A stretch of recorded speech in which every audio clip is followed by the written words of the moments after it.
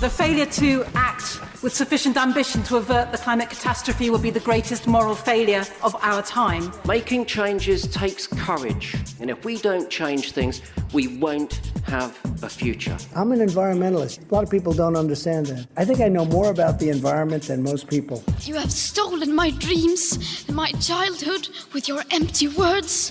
Change is coming, whether you like it or not. Zero Carbon East.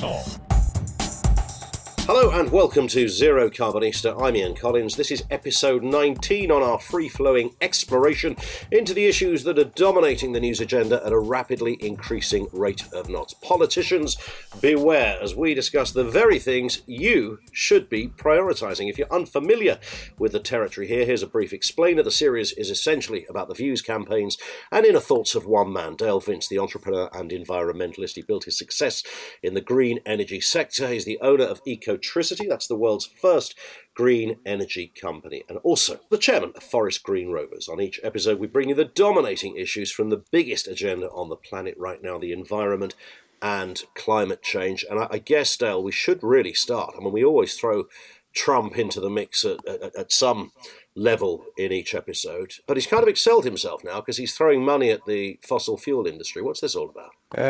3 billion, was it? 3 billion, yeah. Yeah, 3 billion. And one of his operatives took part in a clean energy conference and basically criticized the rest of the world for prioritizing renewable energy, claiming it was an intervention and we should have a free market in which obviously they think fossil fuels would win, which is deeply ironic because the world spends twice as much supporting fossil fuels as it does supporting renewable energy. So, he's talking nonsense. This, one has to assume November is approaching. He's playing to his fan base who wouldn't buy into any of the stuff we talk about anyway, one assumes, and that's clearly the direction of travel here. Yeah, I guess that's right. Either that or they live in their own, wonderland. Well, no, because he's already told us, hasn't he, that he says, I know more about environmental issues than most other people. Right. So, right. It can't be a lack of knowledge on his part. But the guy said, we shouldn't use taxes and subsidies to prioritize renewable energy, which is just a joke because that's what's used to prioritize fossil fuels. So, either they don't understand that or they just live in their own bubble. There would be a point, you might think, that if somebody came into the Oval Office and said, Mr. President, look, here's two ideas. This is what you could do with electric and renewable energy, or there's this fossil fuel idea that he might just, you haven't got to have a PhD in anything to work out exactly what you've just said in response to this. And bearing in mind of his inner knowledge of environmental issues, he might just have worked this out for himself. So he's obviously playing to another agenda here of some sort. Yeah, it could be that. And I think, there's been a bit of a brain drain, isn't there, or a brain dump in the White House. All the smart people have gone, haven't they? Yeah. There's probably nobody there that can make sense of the world, really. Here's I've had a few questions about this. Read about your book on the Ecotricity newsletter, says Jamie on Twitter. When is it coming out? We actually got ourselves a date this week. It's being published by Penguin, and it's going to be, I think it's the 26th of November. Okay. And I finished writing it on Wednesday, actually, and now we just got to tweak it. I've got to dig out some photographs and stuff like that. That's the worst bit. All that good stuff. So you wrote, this is interesting because you wrote this yourself, and lots of people obviously opt for somebody else to write a book on it, which isn't disingenuous if, somebody hasn't got the time, but you actually, put pen to paper, as it were. Yeah, I tried to go the other way.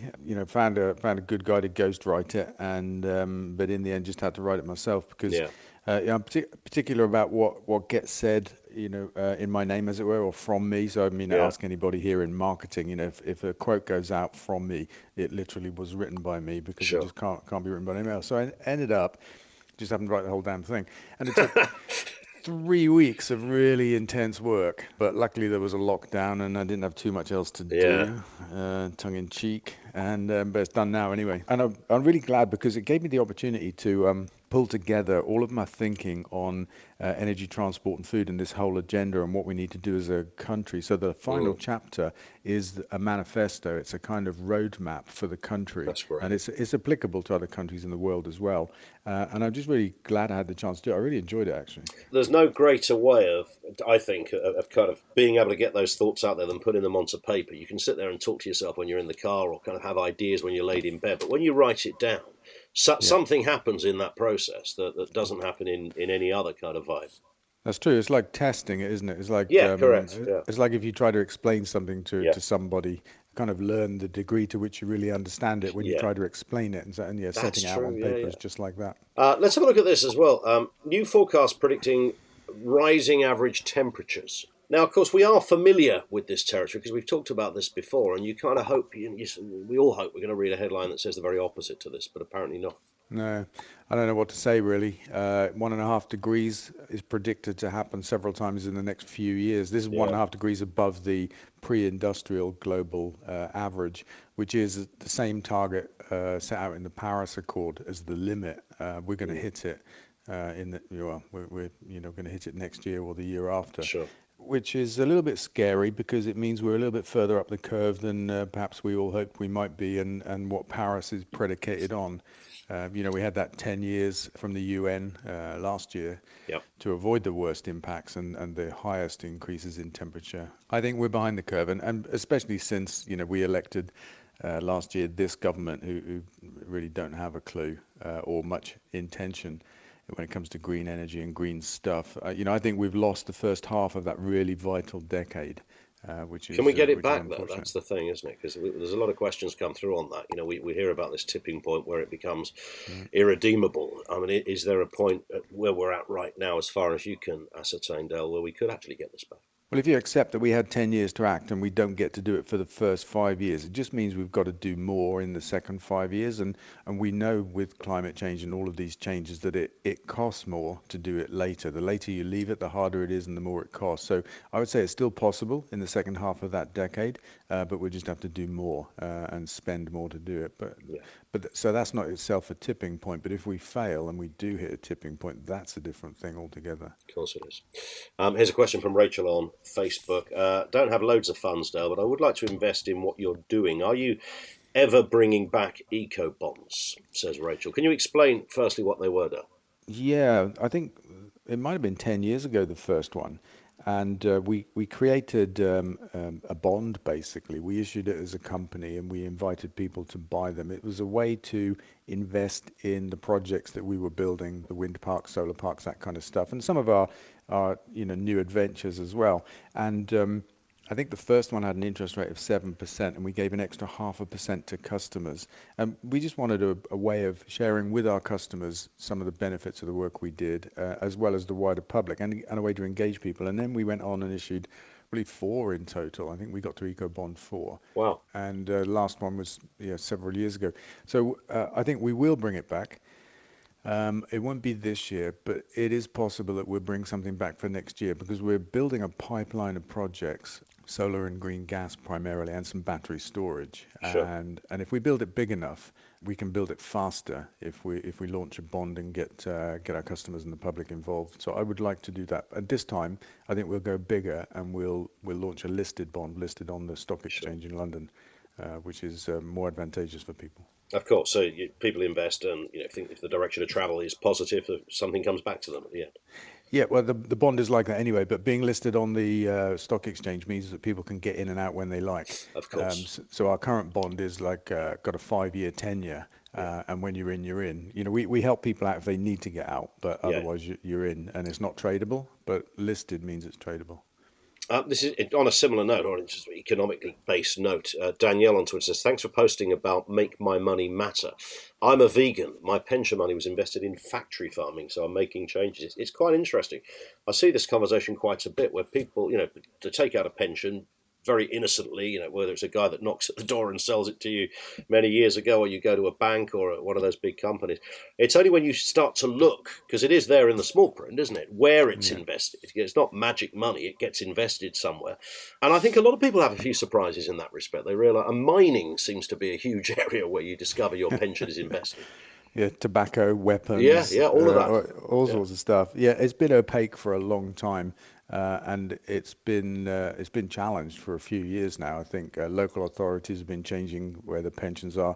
Universities have been getting out of fossil fuels, for example, and I think we're all just kind of waking up to an opaque pensions industry. But these guys, I mean, they're responsible for investing trillions of pounds every year, and most of that money goes on making the problems of the world worse. So if we can point the pension industry in a different direction and spend that money on better things, we can create an enormous change. Sure. Lee on Twitter says, "What are you talking about, Dale? Vegemite is way better than Marmite." Now. Here's the thing: I just had, literally before we started recording this, 2 rounds of toast with Marmite on. We discussed the mighty Marmite last week. I mean, Vegemite's all right, but it's no Marmite, is it? Yeah, I'm not a fan actually. I remember trying it many years ago, and it was a little bit kind of granular for my liking. It had bits in. But I thought, Ian, you said last week you hadn't tried Marmite before. No, I hadn't tried it up until 6 weeks ago. So it was kind of like a weird baptism of fire. I think I said my sister as a kid could demolish off one of these pots in seconds, and nothing was left in there. I think they're mostly salt, actually. I thought about after last week's episode, 75% salt, I think, is what they're made of. So is that right? Which is why it's moreish. It makes you want to eat more. And that's is that why I've just also drank 7 gallons of orange juice as well? That's right. That's probably it. This comes from, by the way, we had so many questions on social media via Facebook and Twitter since the last episode. And these are just a selection of them that we're reading out here. Amy says, which feeds into another point about China and the alleged feud between the UK and China. But Amy says, what happens to the nuclear power stations when we decide the Chinese are evil? And of course, we know there's quite a lot of conversation at the moment about the UK's fairly brittle relationship with the Chinese and what would happen to nuclear power. Yeah, that's a good question. In that respect, I hope the relationship breaks down completely because they've got a big stake in Hinkley. They're building it. It's Chinese technology. Essentially theirs, isn't it, really? Yeah, and it would be great if that project stopped. But, I think there's an awful lot of wrongness in international politics. China have become the new bad guys. This suits the Americans. The fuss over 5G is driven by Trump, and it's about protecting the U.S. industry, which is several years behind the Chinese industry.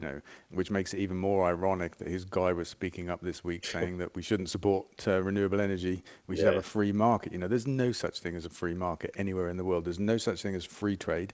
That's controlled completely. And our politicians, when they talk about a free trade agreement, they mean on World Trade Organization terms, and that's not free. No. Yeah, I think China are the new bad guys. It used to be Russia, and then it was ISIS, and it's just like we need a bogeyman. And I think it is that, isn't it? Because of course there are questions to answer, and any government should be held to account, or any country should be held to account for things that aren't exactly ticking all the right boxes. But there is a sense of convenience about all of this at the moment. Yeah, and it's a form of racism as well. Particularly when it comes out of Trump's mouth, to blame the Chinese for the virus and all sorts of other stuff. But we just need an other to point the finger at, to blame for all of our problems. During Brexit, it was about Europe. We blamed Europe for everything that was wrong with Britain, and now we're blaming China for everything that's wrong with the world. We have to look a bit closer to home, I think. A couple of football-related ones, just to finish on, Dale. Chris on Facebook, have you got a date for the new football season yet? Of course, it's all down to you, Dale, isn't it? You decide when football seasons begin.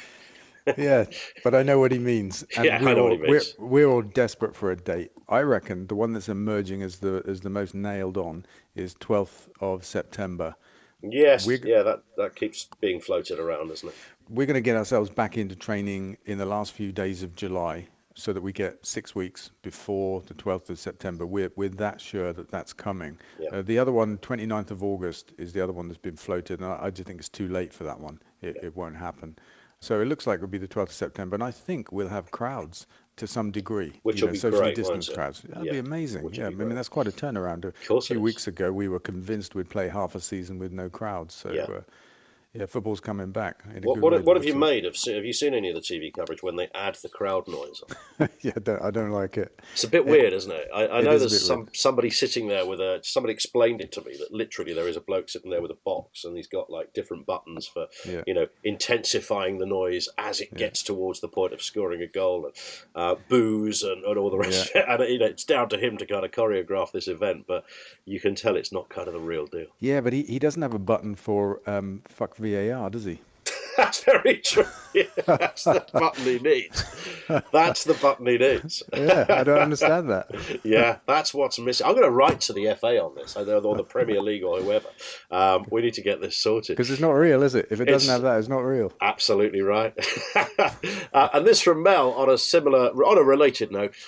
Dale, you did zebra stripes and bamboo for the last Forest Green Rovers shirts. What next? Hummus? Hummus? What, as a material? Yeah, right. Yeah, or maybe just some kind of logo. We've done hummus as a logo. When we were let down by Hummel, we spoofed the logo, turned it upside down, put it on a T-shirt, nice. Turned it into hummus. But no, not hummus, not for a logo, and not for a material probably. But it's an interesting idea, an edible shirt. Indeed, I'm going to look into it. Yeah, rather than swapping shirts at the end of a big match, just eat each other's shirts. It's your post-match meal. Yeah, and it's a recycling phenomenon as well. So we're ticking all boxes there. Let's just finally, before we go any further, we will speak Dale on the next episode, and we'll leave everybody with this clip from the president. And I think we're going to win it big. I'm looking at the competition. You sort of dream about competition like that, but who knows? I have a young man, boot edge. I got boot edge. They say edge. He'll be great. Representing us against President Xi of China. That'll be great. I want to be in that room. I want to watch that one. Beto's falling fast. Boy, is he falling like a rock. What the hell happened to Beto? Pocahontas, I think, is probably out. You got a choice between Sleepy Joe and Crazy Bernie. I don't know what the hell happened to Biden. Sleepy person said that he heard from a lot of foreign leaders, and they want him to be president. Of course they do. So they can continue to rip off the United States, of course. And Bernie, Bernie's crazy. But Bernie's got a lot more energy than Biden, so you never know. No, Bernie's got a lot of energy. But it's energy to get rid of your jobs. I'll take any. Let's just pick somebody, please, and let's start this thing. 350 million people, and that's the best we can do.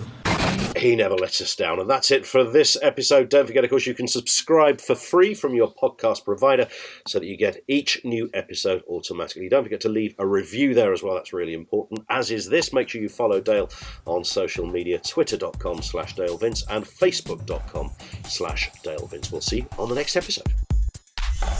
Zero Carbon East of